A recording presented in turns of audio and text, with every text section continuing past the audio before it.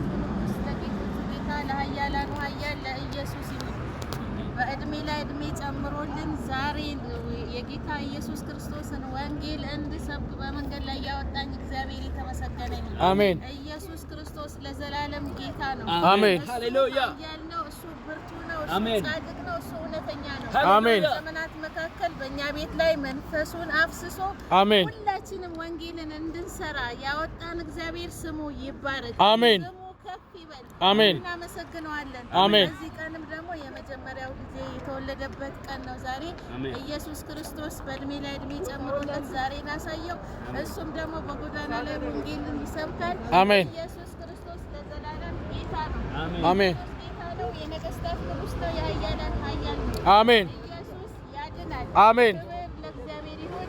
አሜን። ክብር ለመንፈስ ቅዱስ ይሁን። አሜን። ክብር ለኢየሱስ ይሁን። ኢየሱስ ጌታ ነው። አሜን። የሐዋርያት ሥራ ምዕራፍ 1ን በጌታ በኢየሱስ ስም አነባለሁ። ቴዎፍሎስ ሆይ ኢየሱስ የመረጣቸው ሐዋርያትን በመንፈስ ቅዱስ አዘዛቸው፣ በኋላ እስካረገበት ቀን ድረስ ያደርገውና ያስተምረው ዘንድ ስለጀመረው ሁሉ መጀመሪያውን ነገር ጻፉ። ደግሞም እርሱ ቀን እየታያቸው ስለ እግዚአብሔር መንግሥት ነገር እየነገራቸው በብዙ ማስረጃ ከሕማማቱ በኋላ ሕያው ሆኖ ለእነርሱ ራሱን አሳያቸው። እነርሱም ጋር አብረው ሳለ ከኢየሩሳሌም እንዳይወጡ አዘዛቸው።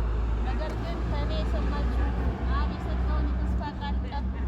ዮሐንስ በውኃ አጥምቆ ነበር፣ እናንተ ግን ከጥቂት ቀን በኋላ በመንፈስ ቅዱስ ትጠመቃላችሁ። አሜን። ኢየሱስ ክርስቶስ ለዘላለም ጌታ ነው። አሜን። ኢየሱስ ያድናል። ኢየሱስ በክብር ይመጣል። ስሙ ከስሞች ሁሉ በላይ ነው።